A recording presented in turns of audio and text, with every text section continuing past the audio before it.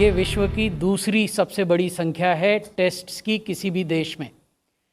इतनी भारी तादाद में, इतनी बड़ी संख्या में टेस्ट करने के बावजूद जो क्यूमुलेटिव पॉजिटिविटी रेट है देश का वो 7.90% है, यानी 8% से नीचे आ गया है। जो साप्ताहिक पॉजिटिविटी रेट है वो 6% है। अगर आज सुबह का देखें तो 5.9 था, तो इसमें भी भारी गिरावट हुई है। और यदि दैनिक पॉजिटिविटी रेट देखें तो ये 4.5% है। ये तब हो रहा है जबकि क्यूमुलेटिव टेस्ट तो बड़े ही हैं, 9 करोड़ 60 लाख हो गए हैं, और औसतन जो हम प्रतिदिन टेस्ट कर रहे हैं, अगर पिछले सप्ताह के आंकड़ों के आधार पर देखें तो वो 10,24,000 टेस्ट हम प्रतिदिन पिछले सप्ताह हमने किए। उससे पिछले सप्ताह का देखें तो वो कुछ और अधिक हमने प्रतिदिन किए थे, लगभग 11 लाख के करीब किए थे। और यदि हम देखते हैं कि कुल केसेस में से एक्टिव केसेस कितने हैं तो वो केवल 9.8% हैं। ये वो केसेस हैं जो कि अस्पतालों में हैं या होम आइसोलेशन में हैं, तो इनकी संख्या भी लगातार घट रही है। यदि हम केस पर million population reported in last 7 days देखें, ये कुछ भिन्न आंकड़ा है जो हम पहली बार आपको दिखा रहे हैं। ये आंकड़ा WHO अपने वेबसाइट पर देता है, और इसलिए इस आंकड़े को वो देते हैं ताकि हम ये देख सकें कि सप्ताह में पूरे विश्व में कहाँ कहाँ सर्जेस हो रही हैं, कहाँ अचानक केसेस की संख्या बढ़ रही है। तो जैसे पिछले सप्ताह हम लोगों ने देखा कि यूरोप के अनेक देशों में सर्ज हुए केसेस में, तो वो इसमें कैप्चर होता है। तो आप देखेंगे कि भारत में जो केस पर मिलियन पॉपुलेशन है पिछले सप्ताह का वो केवल 310 हैं। विश्व का औसत 315 है। ब्राज़ील में ये 665, रशिया में 706, स्पेन में 936, यहाँ एक दूसरा सर्ज देखा जा रहा है। अमेरिका में 1153, यहाँ भी दूसरा सर्ज हो रहा है। यूके में 1746 प्रति मिलियन, यहाँ भी सर्ज देखा जा रहा है। और फ्रांस में 2457।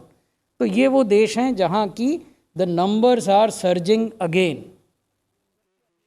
अब यदि डेथ प्रति मिलियन पॉपुलेशन देखें तो हम अभी भी विश्व में सबसे कम डेथ प्रति मिलियन के देशों में से हैं। हमारे यहाँ 83 डेथ प्रति मिलियन पॉपुलेशन है, जबकि अन्य देशों में ये 150 से लेकर 700 प्रति मिलियन तक है। विश्व का औसत भी कहीं अधिक है और वो 142 प्रति मिलियन है। ये रिकवरी रेट है। जैसा कि हम आपको बताते रहे हैं कि देश का रिकवरी रेट लगातार बढ़ रहा है। 1 सितंबर को जो रिकवरी रेट था वो लगभग 77% था, 76.94%, और आज जब हम आपसे बात कर रहे हैं तो ये रिकवरी रेट 88% से भी अधिक हो गया है, और इसमें सतत बढ़ोतरी जारी है। जहाँ एक और हमारा रिकवरी रेट बढ़ रहा है, वहीं दूसरी ओर जो हमारे एक्टिव केसेस हैं उनमें लगातार हम देख रहे हैं कि गिरावट आ रही है। 1 सितंबर को एक्टिव केसेस की संख्या 7,85,000 थी। उसके बाद जब ये एकदम तेज़ी से बढ़े तो ये 17 और 18 सितंबर तक बढ़कर 10 लाख से अधिक हो गए, और आज जब हम आपसे बात कर रहे हैं तो ये 7,48,000 है, यानी 1 सितंबर के एक्टिव केसेस से भी कम हो गए हैं कुल एक्टिव केस देश में। ये प्रतिदिन जो नए केस हम रिपोर्ट करते हैं, नए पॉजिटिव केस, उसका विवरण है, जिसमें हमने दिखाया है कि पिछले 24 घंटों में देश स्तर पर एक्टिव केसेस जो नए आते हैं प्रतिदिन वो 50,000 से नीचे हो गए हैं। इससे पहले 29 जुलाई को 48,500 के लगभग नए केस आए थे, और 29 जुलाई के बाद ये लगातार बढ़ते गए। अब 84 दिनों के बाद ये फिर से घटकर 50,000 से नीचे पहुंच गए हैं। लेकिन ये जो नए केस हैं और जो एक्टिव केस हैं, ये आखिर कहाँ कंसंट्रेटेड हैं, ये प्रश्न है जो हम आपको इस प्रेजेंटेशन में बताएंगे। उससे पहले हम आपको केस फर्टिलिटी रेट के बारे में बताना चाहते हैं। 1 सितंबर को जो केस फेटेलिटी रेट था या मृत्यु दर थी वो 1.77% था और ये घटकर अब 1.52% हो गया है और ये भी निरंतर नीचे जा रहा है। हमने पूर्व में भी आपको कहा है कि हमारा राज्य सरकारों से और संघ शासित क्षेत्रों से हमेशा ये निवेदन रहता है कि हमारे सारे प्रयास, हमारी स्ट्रैटेजी, हमारी व्यू रचना इस प्रकार की होनी चाहिए कि केस फेटेलिटी रेट को 1% या उससे कम रखा जा सके। ये निरंतर गिरावट हो रही है। ये कहाँ है? तो 6 राज्य हैं जहां 64% एक्टिव केस हैं। उनमें से 3 राज्य हैं महाराष्ट्र, कर्नाटक और केरला, जहां 49.87% केसेस हैं, यानी लगभग 50% केस केवल 3 राज्यों में हैं एक्टिव केसेस।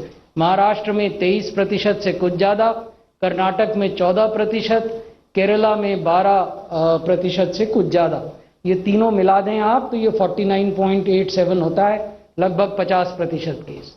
उसके बाद के जो 3 राज्य हैं जिसमें तमिलनाडु, आंध्र प्रदेश और वेस्ट बंगाल शामिल हैं, इन तीनों को मिलाएं तो लगभग 14% केस होते हैं।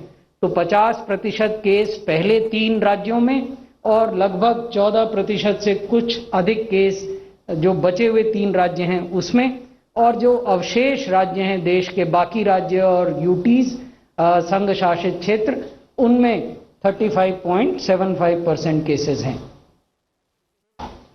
तो ये जो 6 राज्य हैं जहां 64% केस हैं, इसमें किन जिलों में ये केसेस हैं? जैसा मैंने पहले भी आपके साथ शेयर किया है कि जो यूनियन हेल्थ मिनिस्ट्री है वो जिले के स्तर पर भी केसेस का रिव्यू करती है और जिले के जो प्रशासन का तंत्र है उनसे भी बात करती है। तो महाराष्ट्र में मुंबई, पुणे, थाने, नागपुर, अहमदनगर, कर्नाटक में बेंगलुरु अर्बन, मैसूर, तुमकुर, दक्षिण कन्नड़ा और हासन, केरला में एर्नाकुलम, कोझिकोड, थिरुवनंतपुरम, मल्लपुरम और थ्रिसूर, वेस्ट बंगाल में Kolkata, 24 Parganas north and south, Howrah and Hooghly, Tamil Nadu में चेन्नई, कोयम्बटूर, सालेम, चेंगलपेट्टू, थिरुवल्लूर, और आंध्र प्रदेश में ईस्ट गोदावरी, चित्तूर, वेस्ट गोदावरी, गुंटूर और प्रकाशम। तो ये तो पहला प्रेजेंटेशन था जो हम आपके सामने कोविड की स्थिति के बारे में करना चाह रहे थे। अब हम आपको बताना चाहेंगे कि देश में जो मेडिकल ऑक्सीजन की अवेलेबिलिटी है सभी हेल्थ केयर फैसिलिटीज़ में, उसमें क्या परिवर्तन हुए हैं और सरकार ने क्या प्रोएक्टिव स्टेप्स इस मामले में उठाए हैं। ये एक स्नैपशॉट है 1 सितंबर से लेकर आज तक का उन मरीजों का जो ऑक्सीजन सपोर्टेड बेड्स पर हैं।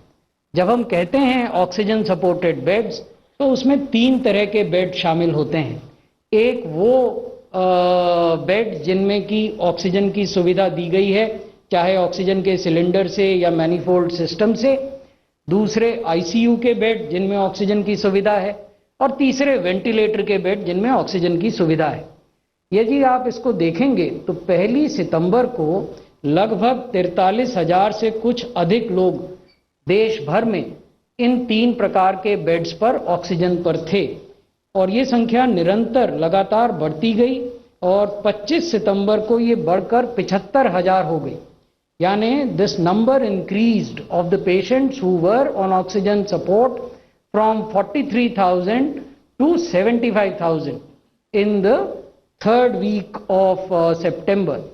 Then this number started declining. उसके बाद ये नंबर लगातार घटता गया और आज जब हम आपसे बात कर रहे हैं तो 57,000 57,000 से कुछ अधिक मरीज हैं जो ऑक्सीजन के बेड्स पर हैं। आप देखेंगे कि हालांकि गिरावट हुई है लेकिन 1 सितंबर की तुलना में ये नंबर अभी भी अधिक है। लेकिन इससे हमें चिंता करने की आवश्यकता इसलिए नहीं है क्योंकि देश की जो इंस्टॉल्ड कैपेसिटी है और जो प्रतिदिन सप्लाई होती है ऑक्सीजन की वो इससे कहीं अधिक है, जिसको हम आगे आपको बताएंगे। ये है ऑक्सीजन की सप्लाई राष्ट्रीय स्तर पर। ये हम आपको साप्ताहिक तस्वीर दिखा रहे हैं। 2 से 8 सितंबर के सप्ताह में जो औसत मेडिकल ऑक्सीजन की खपत हुई मेट्रिक टन पर डे के हिसाब से वो 2397 मेट्रिक टन पर डे खपत हुई। ये औसत खपत है, एवरेज कंजम्पशन। उसके बावजूद उस वीक के अंत में हमारे पास 15,000 से अधिक मेट्रिक टन ऑक्सीजन का भंडार था, यानी वी वर इन सरप्लस। वैसे ही 7 से 15 सितंबर के सप्ताह में औसत प्रतिदिन ऑक्सीजन की खपत बढ़ी और 2,791 मेट्रिक टन प्रतिदिन हो गई। उसके बावजूद सप्ताह के अंत में हमारे पास 14,900 मेट्रिक टन का भंडार था। 15 से 21 सितंबर में ये 2,747 मेट्रिक टन प्रतिदिन कंजम्पशन थी। उसके बावजूद वी हैड सफिशिएंट स्टॉक्स। और इसी प्रकार से आप देखेंगे कि अब ये लगातार घट रही है कंजम्पशन। तो ये जो पीक कंजम्पशन थी ये 9 सितंबर से 15 सितंबर के सप्ताह में 2,791 थी और इसी सप्ताह में एक विशेष दिन ये 2,900 मेट्रिक टन प्रतिदिन हुई। लेकिन अब आप देखेंगे कि ये घटकर 2,503 मेट्रिक टन हो गई है और अभी भी हमारे पास 17,103 मेट्रिक टन के भंडार सरप्लस उपलब्ध हैं। ये स्लाइड ये दिखाती है कि देश में पिछले 10 महीने में कभी भी मेडिकल ऑक्सीजन की कोई कमी नहीं हुई और वर्तमान में भी मेडिकल ऑक्सीजन की कोई कमी नहीं है। So we are in a extremely comfortable position. However, as the Union Ministry of Health, we have always believed in proactive and graded response to the pandemic. Therefore, we have taken proactive steps. और वो proactive steps क्या हैं oxygen की supply को augment करने के, वो हम आपको आगे बताएंगे। लेकिन वो बताने से पहले ये जानना जरूरी है कि ऑक्सीजन के स्रोत क्या हैं, what are the sources of medical oxygen. तो ये दो प्रकार के सोर्स होते हैं, एक होता है स्टोर एंड सप्लाई, दूसरा होता है generate and supply. Store and supply का अर्थ है कि प्राइवेट कंपनियां ऑक्सीजन का निर्माण करती हैं और उसको फिर वो ऑक्सीजन सिलेंडर में बेचती हैं या लिक्विड ऑक्सीजन के रूप में। आपने देखा होगा वो बड़े ट्रक्स में, बड़े सिलेंडर्स में, जिनको ISO सिलेंडर कहा जाता है, लिक्विड ऑक्सीजन ट्रांसपोर्ट की जाती है। तो ये एक स्रोत है ऑक्सीजन का। दूसरा स्रोत है कि ऑक्सीजन कंसंट्रेटर्स का इस्तेमाल होता है। ये बेड साइड कंसंट्रेटर होते हैं। आप में से हो सकता है कुछ लोगों के घरों में हो जहां सीनियर सिटीजन हैं, तो इनको बेड के बगल में रखा जाता है और ये वातावरण से हवा लेते हैं और उस हवा को ऑक्सीजन में कन्वर्ट करते हैं और मरीज को या जो भी रेसिपिएंट है उसको देते हैं। रफली ये जो जिस रेट पर देते हैं वो 5 से 7 लीटर प्रति मिनट की दर से ये ऑक्सीजन उपलब्ध कराते हैं। अस्पतालों में इनका कोई विशेष उपयोग नहीं है। अस्पतालों के लिए there is something known as a PSA oxygen generator plant. These are stand alone independent plants which are established in hospitals and which again work on the same principle as oxygen concentrators which are used at home. They also capture the normal air and convert it into oxygen, nitrogen and argon. But majority of what is converted is oxygen, and then that oxygen is either bottled in oxygen cylinders or is put in a pipeline and then provided to different beds. So what are the steps that the Union Ministry of Health and Family Welfare has taken? जो केंद्रीय स्वास्थ्य मंत्रालय है उन्होंने क्या कदम उठाए पिछले 4-5 महीनों में। पहला कदम था इंफ्रास्ट्रक्चर को ऑगमेंट करने का, मैं आपको आगे एक्सप्लेन करूंगा कि ये कैसे हुआ। दूसरा था ensuring uninterrupted supply of medical oxygen, कहीं भी व्यवधान न हो मेडिकल ऑक्सीजन की सप्लाई में। ये कैसे किया गया ये भी मैं आपको बताऊंगा।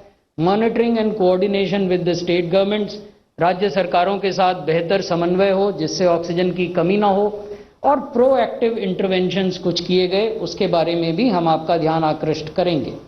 सबसे पहले इंफ्रास्ट्रक्चर को कैसे बढ़ाया गया, मैं आपको बताना चाहूंगा कि जब ये वैश्विक महामारी शुरू हुई उसके बाद अप्रैल माह में देश भर में ऑक्सीजन सपोर्टेड बेड्स की संख्या 57,924 थी, 57,924। उसी प्रकार से आईसीयू बेड्स की संख्या 23,815 और वेंटिलेटर बेड्स की संख्या 11,993। ये तीनों, मैंने जैसा आपको पहले बताया, ये तीनों बेड्स ऐसे हैं जिनमें ऑक्सीजन की सुविधा मरीज को मिलती है। आज जब हम आपसे बात कर रहे हैं तो ऑक्सीजन सपोर्टेड बेड की संख्या में भारी वृद्धि हुई है और 57,000 से बढ़कर आज देश में 2,65,000 से ज़्यादा ऑक्सीजन सपोर्टेड बेड्स हो गए हैं। उसी प्रकार 23,000 आईसीयू बेड्स थे अप्रैल में, वो बढ़कर 77,000 हो गए हैं और वेंटिलेटर बेड 11,900 के करीब थे, वो बढ़कर 39,527 हो गए। तो इंफ्रास्ट्रक्चर में एक तरह से अप्रत्याशित वृद्धि हुई है ताकि हम भविष्य में भी अगर कोई नंबर बढ़ता है तो उनको आसानी से केटर कर सकें।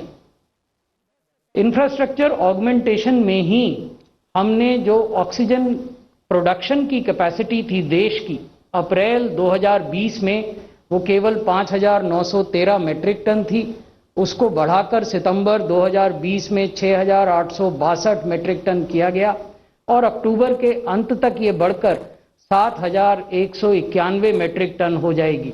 यानी 5,900 मेट्रिक टन से बढ़कर 7,191 मेट्रिक टन। इस काम में बहुत बड़ा सहयोग DPIIT द्वारा किया गया। हमारा ये मानना है कि whole of the government approach जिसकी हम बात करते हैं, ये उसका एक बहुत बड़ा और बहुत ही शाइनिंग एग्जाम्पल है, जिसमें कि अनेक मंत्रालयों ने एक साथ काम करके, स्टील मंत्रालय की भी भूमिका है क्योंकि कुछ स्टील प्लांट्स भी ऑक्सीजन का उत्पादन करते हैं। तो DPIIT, ministry of steel, ministry of health and family welfare, सब ने मिलकर ये प्रयास किया जिससे कि ये वृद्धि हुई ऑक्सीजन की प्रोडक्शन कैपेसिटी में। इसके अलावा अस्पतालों में क्रायोजेनिक ऑक्सीजन टैंक्स रखे जाते हैं, ये भी स्टोरेज की एक व्यवस्था है। क्रायोजेनिक टैंक्स में ऑक्सीजन गैस के रूप में स्टोर नहीं की जाती, इसको हम लिक्विड के रूप में लो टेम्परेचर पे स्टोर करते हैं। तो 1 अप्रैल को अगर हम देखें तो जो क्रायोजेनिक टैंक्स थे जो सरकार ने लगाए थे 1 अप्रैल को, वो 606 थे जिनकी कैपेसिटी लगभग 6 मेट्रिक टन ऑक्सीजन रखने की थी। 1 अप्रैल के बाद से लेकर आज तक 78 नए क्रायोजेनिक टैंक्स अस्पतालों में लगाए गए और इसमें 894 मेट्रिक टन की कैपेसिटी क्रिएट की गई। वो जो पहला था वो पॉइंट ना होकर 5,938 मेट्रिक टन है। So my apologies for that. जो तीसरा काम हुआ वो ये कि हमने अनेक जगह पर क्रायोजेनिक टैंक्स को स्थापित करने की योजना भी बनाई है, जिस पर तेजी से काम शुरू हो गया है और हमारा ये मानना है कि अक्टूबर के अंत तक 91 जगहों पर और क्रायोजेनिक टैंक्स बन जाएंगे। इस प्रकार अगर हम देखें 1 अप्रैल से लेकर 31 अक्टूबर तक तो 775 क्रायोजेनिक टैंक्स अलग अलग अस्पतालों में और हेल्थ केयर फैसिलिटीज में बनाए जाएंगे, जिनमें 7,438 मेट्रिक टन की स्टोरेज कैपेसिटी होगी। तो ये ऐसी चीज है जो कि इन्फेक्शन के समाप्त होने के बाद भी या इन्फेक्शन के कम होने के बाद भी मेडिकल ऑक्सीजन के उपयोग में बहुत योगदान देगी। Ensuring uninterrupted supply of medical oxygen, इसमें पहला काम ये किया कि भारत सरकार के स्वास्थ्य मंत्रालय का जो पोर्टल है कोविड-19 इंडिया पोर्टल, उसमें ये सुविधा उपलब्ध कराई सभी राज्यों को और सभी यूटीज को कि वो एडवांस प्लानिंग और टाइमली रिप्लेनिशमेंट ऑफ ऑक्सीजन के स्टॉक का वो समय रहते हुए उसको फिर से भर सकें, उसका इन्वेंट्री मैनेजमेंट वो करें, इसकी एक सुविधा उनको उपलब्ध करा दी है। तो अब प्रत्येक अस्पताल के लिए इन्वेंट्री मैनेजमेंट ऑक्सीजन का प्रत्येक राज्य कर सकता है। साथ ही साथ जैसा मैं आपको कह रहा था, whole of the government approach, उसके तहत भारत सरकार के गृह मंत्रालय ने डायरेक्शंस इशू किए, जिसमें ये कहा गया कि ऑक्सीजन का जो मूवमेंट होगा राज्यों और यूनियन टेरिटरीज के बीच, वो बिना किसी हिंड्रेंस के होगा और 24 घंटे हो सकता है।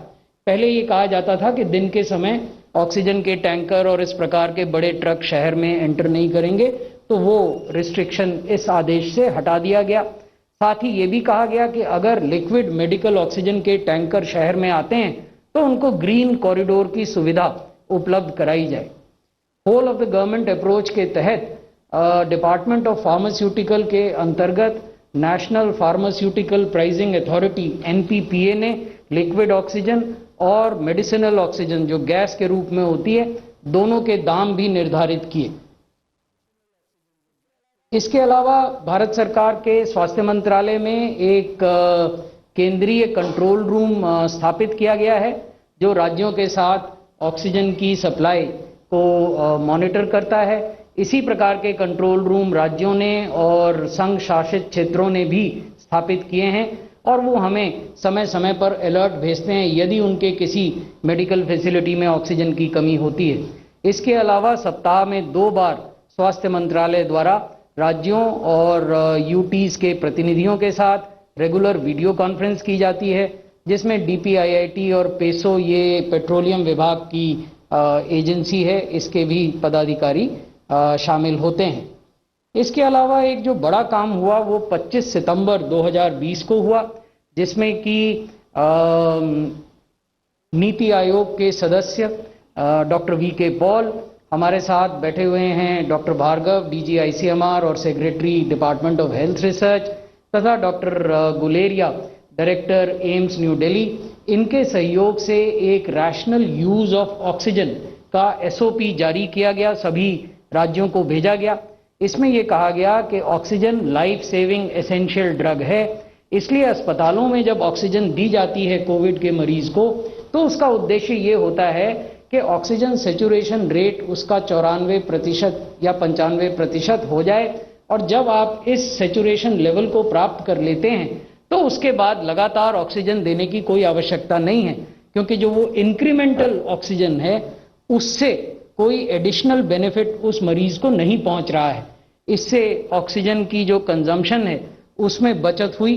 दूसरा जो महत्वपूर्ण बात कही गई राज्यों को वो थी कि प्रत्येक अस्पताल के स्तर पर वो ऑक्सीजन मॉनिटरिंग कमेटी बनाएं जो कि कुछ चीज़ों को देखेगी, जिसमें कि inventory planning, oxygen consumption, regular repair and maintenance of oxygen pipeline, इस तरह की चीज़ें हैं। साथ में ये भी कहा गया कि जो जिले के चीफ मेडिकल ऑफिसर हैं और जिला के मैजिस्ट्रेट हैं वो भी साप्ताहिक स्तर पर ऑक्सीजन के कंजम्पशन की समीक्षा करेंगे। अब प्रोएक्टिव इंटरवेंशंस में क्या हो रहा है ये बहुत महत्वपूर्ण है। हम पूरे देश के 264 अस्पतालों में नए PSA प्लांट यानी ऑक्सीजन जनरेशन प्लांट लगा रहे हैं। ये पहला चरण का कार्य है। इनमें से 67 प्लांट ऐसे हैं जो अनेक स्टेजेस पर पहुंच गए कंप्लीशन के। इसके अलावा दूसरे चरण में हम 150 और अस्पतालों में ऑक्सीजन कंसंट्रेटर प्लांट लगाने का कार्य प्रारंभ करने जा रहे हैं।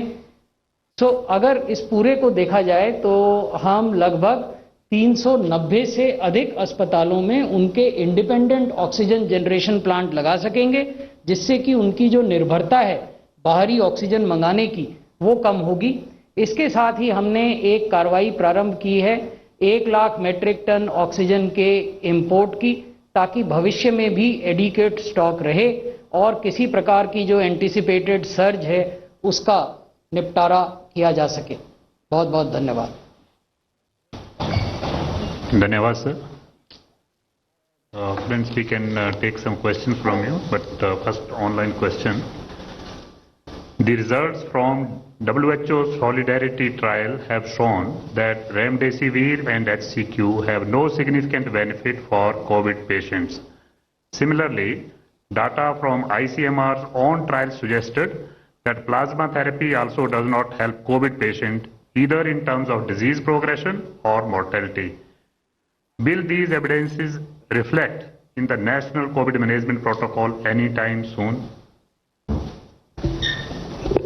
WHO Solidarity Trial is a 30-country trial in which India has been a participant. This trial has just been put up, the interim results have been put up on the website. This has not yet been peer-reviewed. However, we find that these drugs are not performing as we had expected. So debate and discussion is ongoing at the National Task Force and the Joint Monitoring Group, and we will take into cognizance the results of these trials and issue the advisories accordingly. Sir, another online question. At present, central teams have been sent to how many states and why? Central teams जैसे आप लोगों की knowledge में है, हम समय समय पर स्टेट के साथ समन्वय करते हुए भेजते रहते हैं और उसमें मुख्य कारण क्या होता है कि अगर किसी पर्टिकुलर एरिया में सर्ज ऑफ केसेस पाया जाता है या कोई और कारण है कि जिसमें हमें समन्वय करके केसेस के कंट्रोल करने के लिए करना एक्सरसाइज करनी तो हम भेजते हैं। इस समय 7 स्टेट्स में सेंट्रल टीम भेजी जा चुकी हैं।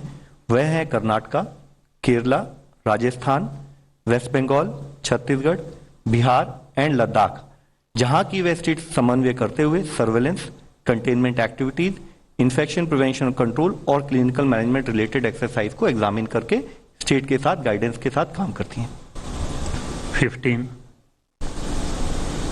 नितेंद्र, डीडी न्यूज सर, क्या कोरोना के जो सिम्टम है उसमें भी कुछ बदलाव आए हैं और कुछ नए सिम्टम भी आए हैं? इस तरह कोई स्टडी हो रही है क्योंकि काफी दिनों बाद भी लोगों को शरीर के दूसरे हिस्सों में भी प्रॉब्लम्स देखे जा रहे हैं। कोरोना के मेन सिम्टम्स तो आप जानते हैं, फीवर और कॉफ एंड ब्रेथलेसनेस, ये मेन सिम्टम्स हैं। बाकी उसकी लिस्ट में और काफ़ी और सिम्टम्स भी हैं, मगर हम लोग ने ऐसा कोई मेजर बदलाव नहीं देखा। इंटेस्टाइनल कोविड भी होता है, कुछ डायरिया के साथ भी आ सकते हैं, कुछ loss of taste, loss of smell इसके साथ भी आ सकते हैं, मगर मेजॉरिटी में फीवर, कॉफ और ब्रेथलेसनेस ये 3 मेजर सिम्टम्स देखे गए हैं। और बाकी हमारे देश में क्या हो रहा है वो हम लोग कोविड रजिस्ट्री में सारे मरीजों का हॉस्पिटलाइज्ड मरीजों के सिम्टम्स को कलेक्ट कर रहे हैं और देख रहे हैं और उसका उसमें देख रहे हैं कि कुछ नया सिम्टम आ रहा है कि नहीं आ रहा है। 31. सर, इधर ब्रह्म प्रकाश जी न्यूज़ से मेरे 2 सवाल हैं, एक आईसीएमआर से, एक हेल्थ मिनिस्ट्री से। सर, एक तो ये कि ऑक्सफोर्ड की जो शॉर्ट स्टडी आई है अभी कोरोना मरीजों को लेकर, जिसमें कहा गया है कि 3 महीने बाद भी सिम्टम्स आ रहे हैं, बॉडी के कई पार्ट्स को प्रभावित कर रहे हैं, इस पर आईसीएमआर का क्या कहना है? दूसरा, हेल्थ मिनिस्ट्री से सर, जो खर्च है, कोरोना का खर्च है, उसमें ये सामने आ रहा है कि अगर इसी तरह कोरोना बढ़ता रहा और इसी तरह इलाज पर कॉस्टिंग आती रही तो कई सारी फैमिली बड़ी संख्या में बर्बाद हो जाएंगी, मुश्किल में आ जाएंगी। तो क्या केंद्र सरकार, हेल्थ मिनिस्ट्री सोच रही है कि कोरोना पर कोई इन प्रिंसिपल कैप लगाया जाए? अच्छा, corona, after corona infection antibodies develop in the body. Now these antibodies, after any infection antibodies पैदा होते हैं शरीर में, वो कब तक लास्ट करेंगे इसके लिए कई स्टडीज आई हैं। कई ने, किसने कहा है 3 महीने रहते हैं, कुछ कई ने कहा है 4 महीने रहते हैं, कुछ ने 5 महीने तक देखा है इन एंटीबॉडीज को। ये बीमारी नई है, इसके बारे में अभी इतना ही मालूम है। तो 5 महीने तक यदि लास्ट करते हैं और किसी के एंटीबॉडी कम हो गए तो उनको दोबारा बीमारी फैल सकती है, दोबारा संक्रमण हो सकता है। इसलिए एहतियात बरतना जरूरी है, मास्क पहनना ज़रूरी है, even after you have got the disease. Corona के इलाज को कैप करने से संबंधित जो आपने प्रश्न पूछा, ये मामला ऐसा है जिसमें कि माननीय सर्वोच्च न्यायालय के समक्ष भी अनेक याचिकाएं लाई गईं। उसमें माननीय सर्वोच्च न्यायालय ने कुछ दिशा निर्देश दिए हैं जिनका पालन केंद्र सरकार और राज्य सरकारें कर रही हैं। 256। सर, मेरा सवाल वैक्सीन को लेके है कि वैक्सीन के प्रोक्योरमेंट या फिर उसको एक जगह से दूसरी जगह ले जाने की कई सारी योजनाएं बन रही है। क्या ऐसा भी है कि नए सारे कोल्ड स्टोरेज बनाए जा रहे हैं या अलग तरह के वैन्स बनाए जा रहे हैं जिससे कि वैक्सीन को लाया ले जा सके? प्रोक्योरमेंट को खासकर ध्यान रखते हुए।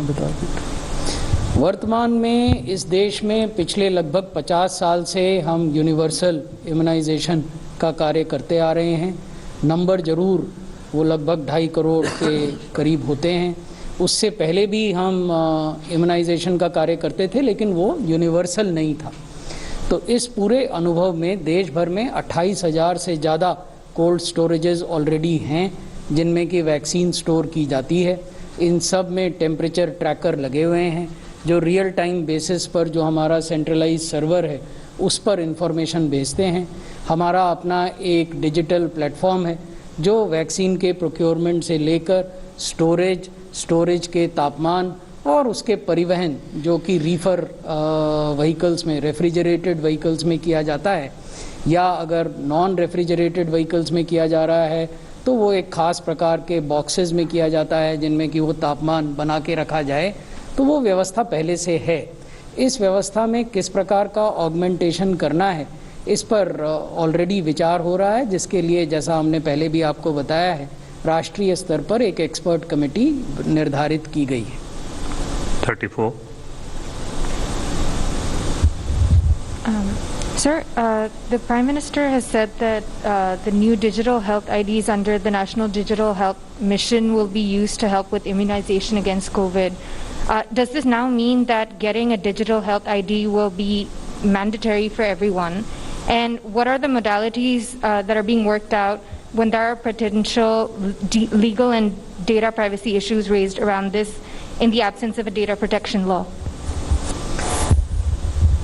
You have asked 3 questions. Let me try to answer all 3, although our policy was that we would restrict people to 1 question, but so be it.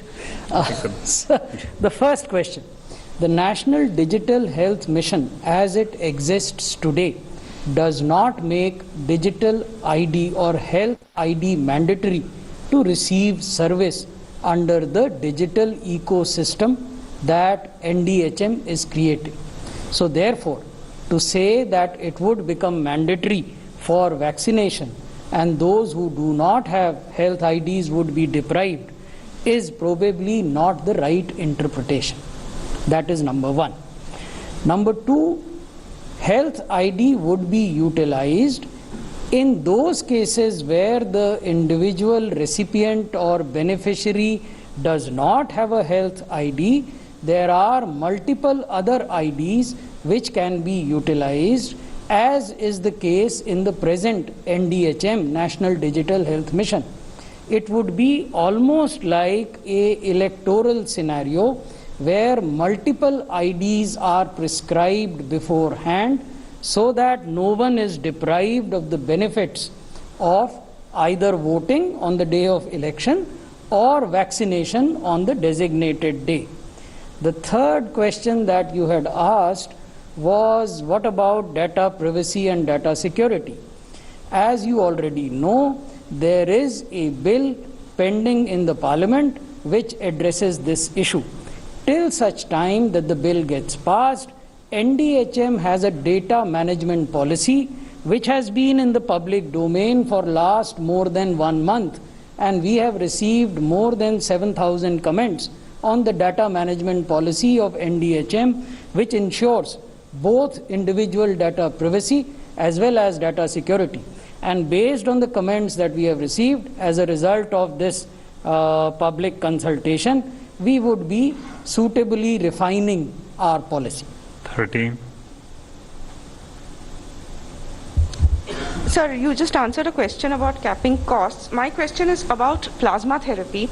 Since your own trials have shown that it does not seem to have any significant benefits, yet hospitals are asking for plasma, patients are running from pillar to post to get plasma, they are getting it tested. So there is a financial element in all of this. Are you planning to do anything about hospitals charging patients for a therapy that is not proven, even if it is an investigational therapy as per our protocol, but it's still not proven? Yes, we have done the largest trial on plasma therapy in the world has been done by India. 464 patients you're aware of in 39 hospitals with more than 350 authors. This paper was again accepted in the British Medical Journal, and we have received the proofs of it, and it is going to appear very soon as a full paper, more than 10 pages of hardcore science talking about the role of plasma in COVID-19. So we have had discussions in the National Task Force, and we are discussing further with the Joint Monitoring Group that this may be deleted from the national guidelines. That is the discussion ongoing, and more or less we are reaching towards that. 26. Sir, मेरा आपसे एक सवाल ये है कि हम लगातार देख रहे हैं कि ये अपील हो रही है कि आने वाले त्योहारों में सोशल डिस्टेंसिंग का ध्यान रखें और बड़े एहतियात के साथ त्योहारों को मनाया जाए, लेकिन इसी वक्त देश में हमारे बिहार राज्य में चुनाव चल रहे हैं, जहां पर रैलियों में बहुत बड़ी भीड़ जुट रही है और वहां पर ना तो लोग सोशल डिस्टेंसिंग का ध्यान रख रहे हैं और ना ही मास्क पहन रहे हैं।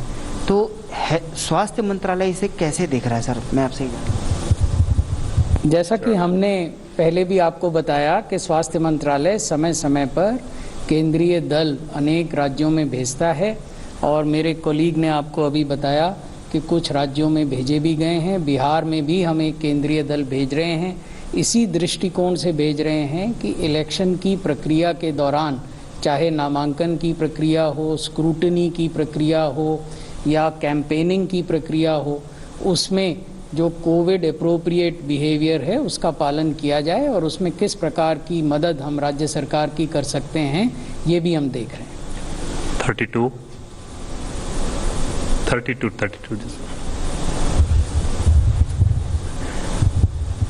Yeah, this is a question to Dr. Bhargav. Does the annual influenza vaccine helps? Because there are cases where the people who get influenza vaccines are getting less severe disease. So does it have a... Scientifically plausible that it may help because the virus is of the same family. However, there is no data or evidence to show at the moment that influenza vaccine will help. We also know that the influenza vaccine, the strain changes every year, and therefore whether it is a long shot that it will be benefiting COVID. So I personally feel that it may not be having a tremendous benefit. 14. Good evening. I want to ask a question about vaccination and wanted to also understand in the light of some private hospitals announcing about the capacity to vaccinate 1 million people a day. That's huge.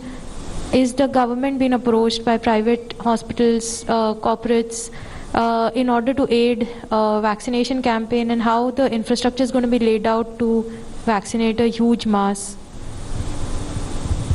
The Union Health Ministry is aware of certain reports in respect of certain large hospital chains which have claimed that they have trained manpower to ensure X number of vaccinations. We are in constant engagement with private sector healthcare providers, and going ahead, as the contours of a plan develop, we would be sharing it with you. 33. Hi, Ridma from Hindustan Times. My question is for Mr. Bhushan. You showed two slides. One was the patients who were on oxygen support, and the other one the consumption of oxygen. So in both the slides, it seems like around mid-September, that is when it peaked, and we recently had a government-appointed panel which also said that the disease had actually peaked and it's now on the decline. So is it kind of in consonance? Would you say that the disease has peaked and now we are seeing a decline? Officially, would you like to comment on that? See, what we would like to tell you is what we tell the states and UTs. That is, that while in most of the states and UTs the number are showing a downward trend, there are still states where day on day incrementally the cases are increasing. So therefore there is no scope for letting down our guard. There is no scope for lessening our efforts. So going ahead, we should maintain our comprehensive testing. We must ensure that cases are tested, isolated, and then their contacts, tracked and traced. And whoever requires hospitalization gets it in a seamless manner. Until and unless we keep on doing more of the same, but in an efficient manner, we will not be in a position to sit back and relax. So going ahead, it is more of the same, but in a more efficient manner. 51. I think the more of the same will have to be continued even after the vaccine is available. That the more of the same of test, track, trace will have to be continued, although the requirement of that may reduce gradually with time, but it will have to continue. जी sir, मेरा सवाल है कि देश में अभी कितने दोबारा केसेस हो चुके हैं, मतलब जिनको पहले कोरोना हो चुका है उनको दोबारा री इन्फेक्शन के केसेस कितने हो चुके हैं, और इसकी स्टडी पे कितना अभी टाइम लगेगा, कि क्या कुछ है इसमें? We have looking at the data as to how many people were positive and then they turned negative and then they became re-positive. Typically we know that the antibodies persist for about 3 months, 4 months or 5 months. The CDC has said that you call it a reinfection if the person gets reinfected after 90 days. We are looking at the data accordingly, and as soon as we have it, we will present it to you. 22. So, sir, last night the UNICEF had said that they will be stockpiling about 520 million syringes in anticipation for a vaccine. Okay, and over next year they'll be having 1 billion syringes. Now, I understand that India has one of the largest capacity of vaccine syringe manufacturing, but are we going to stockpile syringes in anticipation of a vaccine, including intradermal syringe, which is required for Zydus' vaccine? And by when do we expect the first commercial batches to be available? We have surplus capacity both for vials as well as syringes domestically in the country. We are in constant touch with the manufacturers. We also have an existing inventory within the Ministry of Health and Family Welfare, which most of the people are not aware of. So we will be utilizing our inventory. We would also be utilizing the inventory that is presently available in the domestic industry. 37. Sir, this is Milan from India Today. There were reports that said that the government has begun to identify the beneficiaries of a vaccine, and around 30 crore people will be identified soon. So there was a breakup that was given of healthcare officials, frontline workers. Would the ministry like to clarify on this breakup? Who has been identified, how many people, and how does the breakup work as you plan to reach the maximum number of people affected by corona? Did you refer to any paper? I couldn't catch part of your question. If you did, can you elaborate? What did you refer to? According to this breakup, it says that about 30 crore priority beneficiaries have been identified, and there are about MBBS doctors, about 20 lakh of them, 15 lakh nurses, ASHA workers, 10 lakh ASHA workers, allied healthcare professionals, 7 to 8 lakhs. In fact, some of the people who have been identified are healthcare workers and people also above the age of 50 years. So would the ministry like to throw some light on this? I would not want to comment on a paper about which no specifics are available. However, I would like to tell you that in the deliberations of the National Expert Committee on Vaccine Administration, we have come up with a draft prioritization plan. We have also tried to match the numbers that come from this draft prioritization plan to the number of doses that would become available from tentatively January to July, and we think that if the present trials proceed according to plan and succeed, then the number of doses that will become available from January to July would be sufficient to immunize the priority list persons that we are working on. 21. Once the details are available, we would share it with you.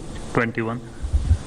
हाँ sir, एक government panel ने ये assess किया है कि peak हो गया है कोविड केसेस का, और फरवरी तक जो हैं जो केसेस होंगे वो नेग्लिजिबल हो जाएंगे. तो क्या हेल्थ मिनिस्ट्रीज को एंडोर्स करती है या फिर कुछ और असेसमेंट है आप लोगों का?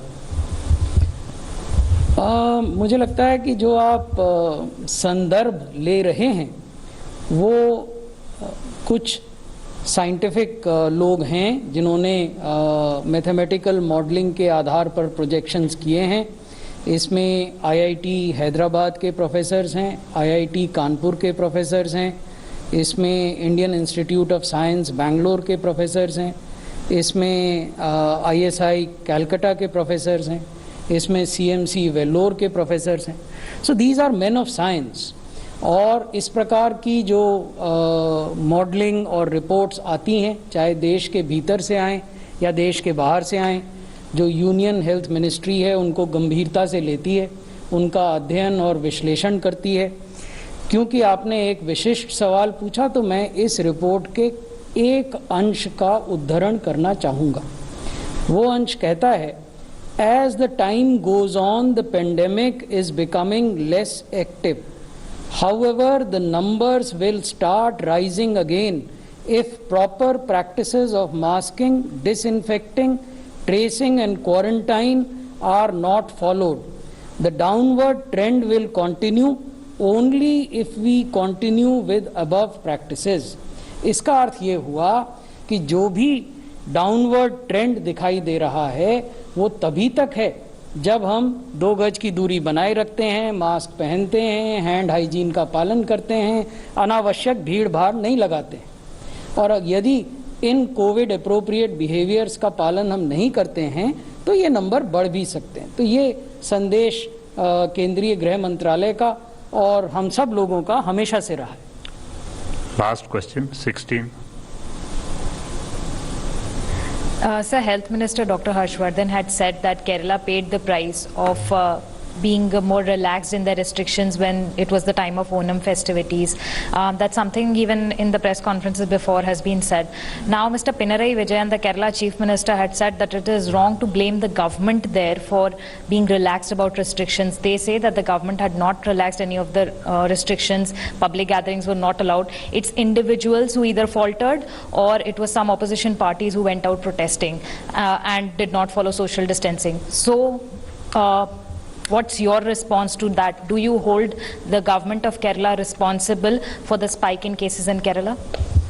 As Union Health Secretary, I would not like to comment on what political personalities observe. However, generic principles to be followed during festivities is something that we have elaborated in our SOPs.